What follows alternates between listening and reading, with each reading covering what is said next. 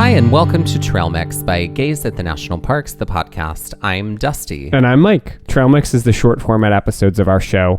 Our long format episodes explore one hiking trail in one national park, one park at a time. Trail Mix allows us to dive deeper into things we didn't get to cover in our long format episode. That's right. And this Trail Mix episode is all about the National Scenic Byways that crisscross the American landscape, how these roads get distinguished, what government agency manages them, and what makes them truly unique.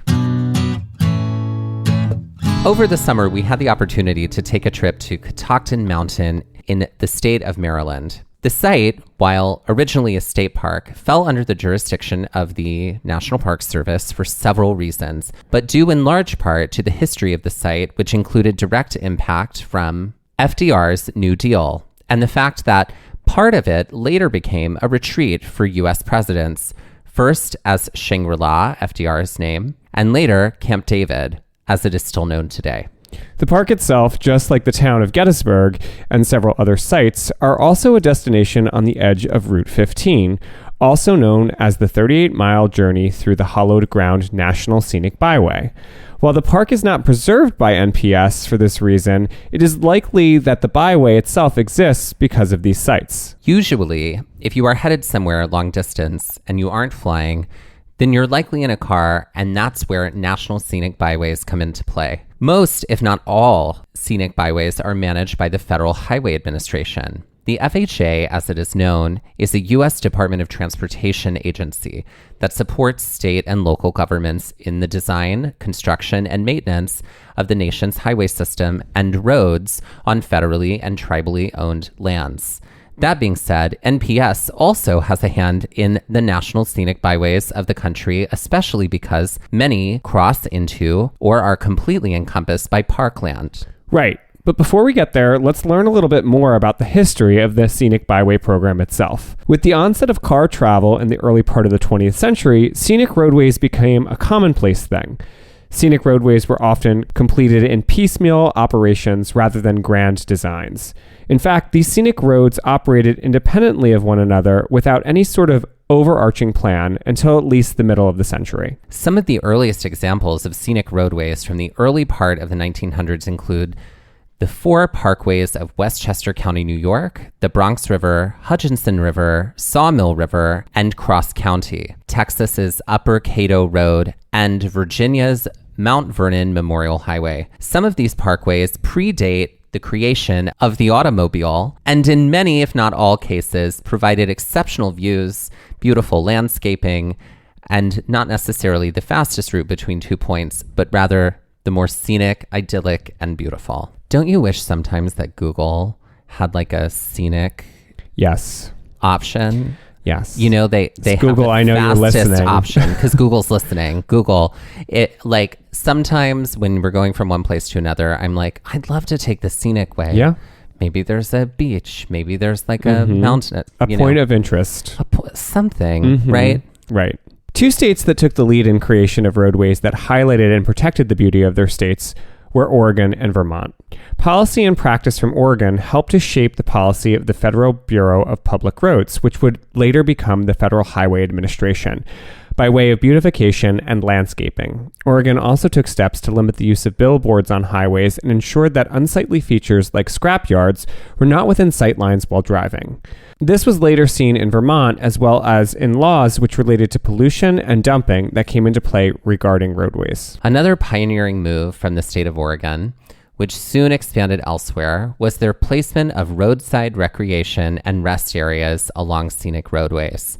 These areas, while small to start, soon became major recreation and camping areas along the scenic roadways of the state, helping to set the tone for other scenic roadways in other states.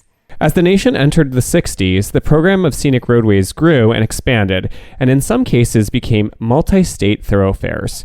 3 such highways are great examples of this program becoming much grander than it started: the Great River Road, the George Washington Memorial Parkway, and the Blue Ridge Parkway. Along with providing beautiful scenery along the way, these roadways provided protection for historic sites, natural splendor, and at the time of their construction, economic recovery for the people of the country. The history of the National Scenic Byway program is one that takes us from the 1960s to the 1990s, with important acts in between that helped shape the way Americans moved about the country on roads and the beauty they were able to see along the way. The first breaths of the program began under President Kennedy with the creation of the Recreation Advisory Council of 1962. While many things came out of the council, one thing that helped lead to the creation of the National Scenic Byways was the establishment of the Department of Transportation in 1966, which also included the Federal Highway Administration. Later, when LBJ became president, he called for a White House conference on natural beauty. As a byproduct of this conference, and along with much of what was written and said at the time regarding national beauty and working to preserve it, Congress enacted the Highway Beautification Act of 1965, which dealt with many of the issues that the state of Oregon and some of the original scenic highways mentioned earlier had already addressed. While this act and everything that led up to it was important, there was still yet to be a law that established a National Scenic Byway program. In 1973, Congress ordered a study in the creation of such a program.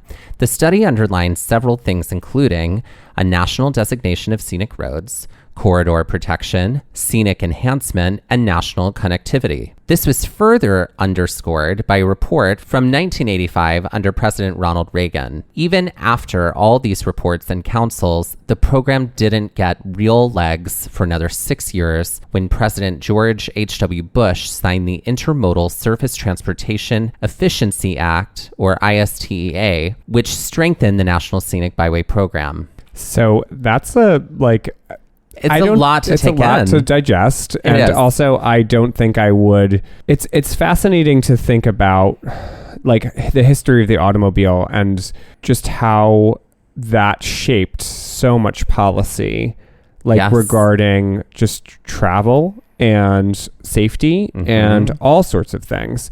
And it's really clear that there were some states and some agencies that were very forward-thinking in the 50s and 60s. Right. And even prior to kind of think well, how could we make this an enjoyable and beautiful way to see the country? Right. And what they were establishing was not necessarily just a designation.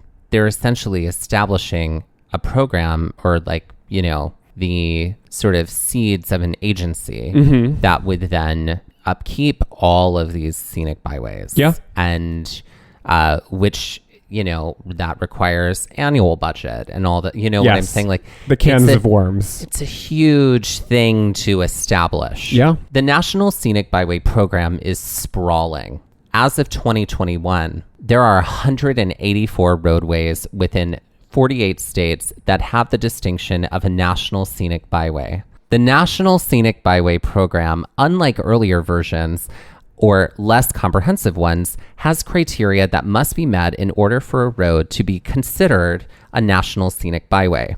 Roadways must meet at least one of the following 6 core intrinsic qualities: scenic, natural, historic, recreational, archaeological, or cultural. Quote, to be considered for designation as a National Scenic Byway, a road must possess characteristics of regional significance within at least one of the intrinsic quality categories.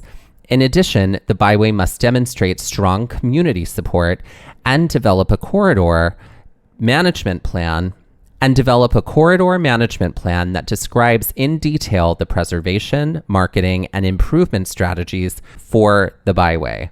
End quote. And that is from scenic.org. Those intrinsic qualities, while just one word, have deeper meanings.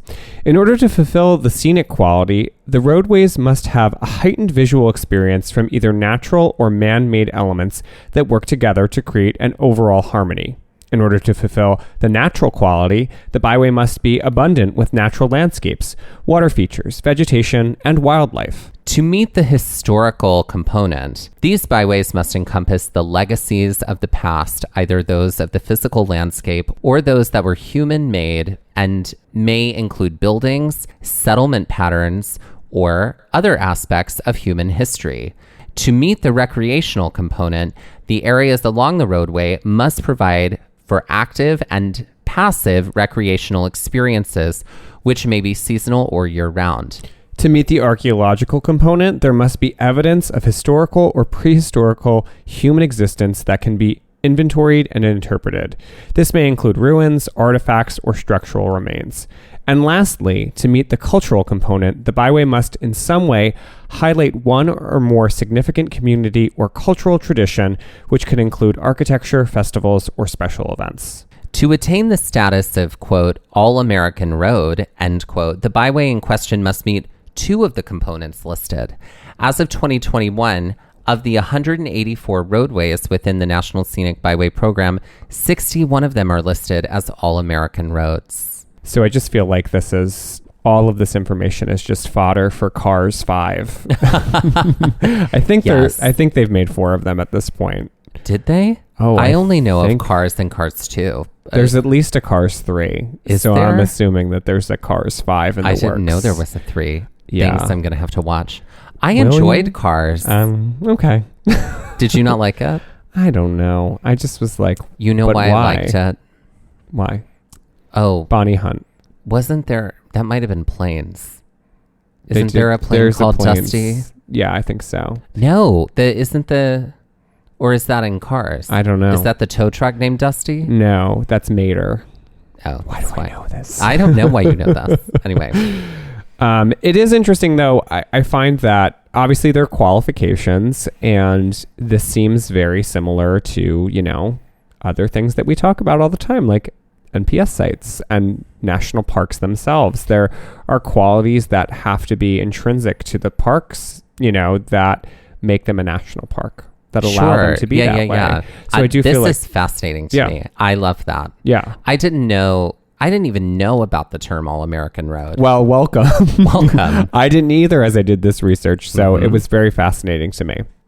While the National Scenic Byway system is separate from the NPS in many ways, not just through practice and pedagogy, but also through agency, these two systems do interact in a variety of ways. Along with connecting parks or parks being a destination along these highways, there are some National Scenic Byways that are actually encompassed just within national parks. That's right. In fact, there are at least 3 National Scenic Byways that we have been on throughout the course of our adventures that immediately come to mind. The Blue Ridge Parkway in Great Smoky Mountains National Park, Skyline Drive in Shenandoah National Park, and Historic Route 66 in Petrified Forest National Park. Each of these roads was pretty special in their own way, and in the case of the Blue Ridge Parkway and Skyline Drive, can really make or break your visit in some ways. No, we aren't talking about the scenery, but rather traffic. Depending on the time of the year and the conditions in the area, there is a likelihood that these roads or portions of these roads may be closed. That's right. On our second trip to Great Smoky Mountains National Park, an icy overnight in November hampered our plans for hiking in a different area of the park because of road closures. While Skyline Drive and Route 66, which we highly recommend, go on all of those roads, everybody, may not be major thoroughfares, the Blue Ridge Parkway and the people who live in surrounding areas may say otherwise about their National Scenic Byway, as you may have a long drive to get where you need to be if parts of the Blue Ridge Parkway are closed, which we encountered. Thoroughfare or not, the National Scenic Byway system combines beauty, history, environmental splendor, and civil engineering, and gives us a way to get where we are going with some points of interest along the way.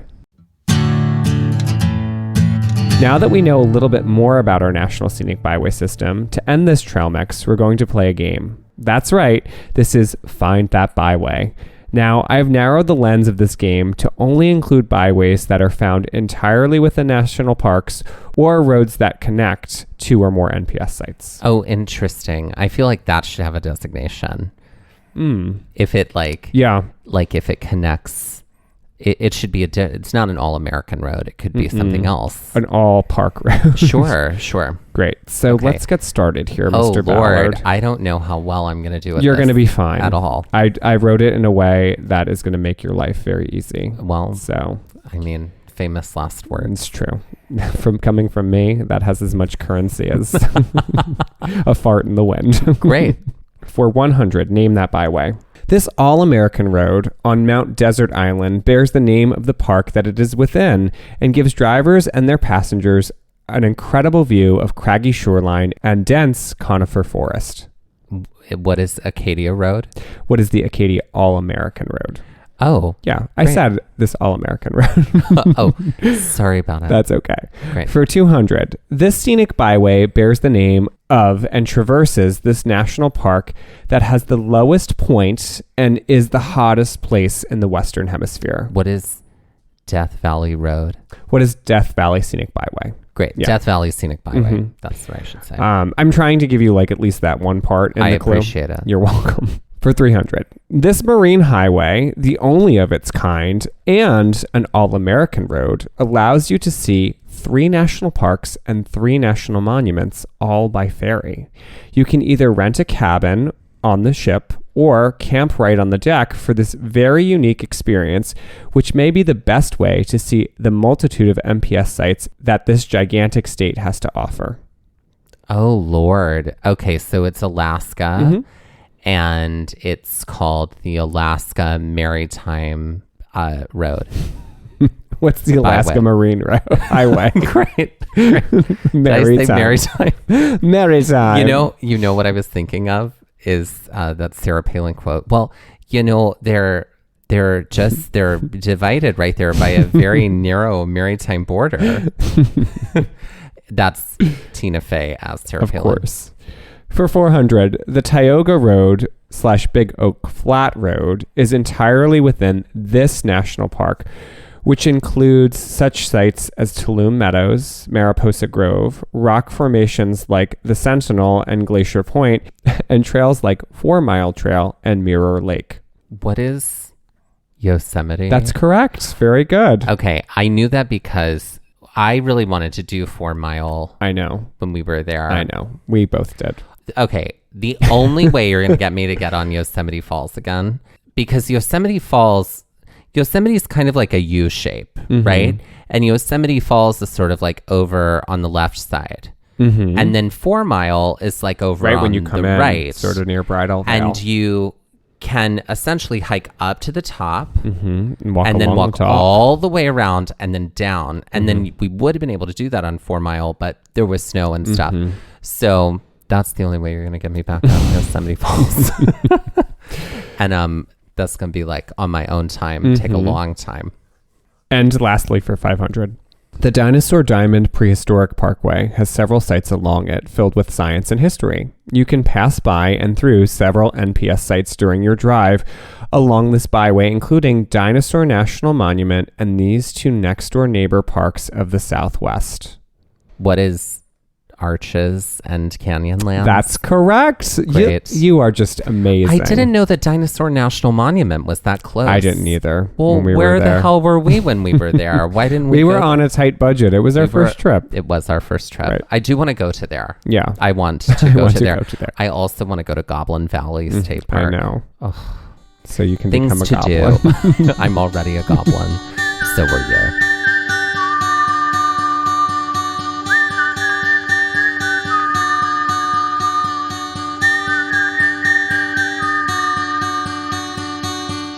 This has been Trail Mix by Gaze at the National Parks, the podcast.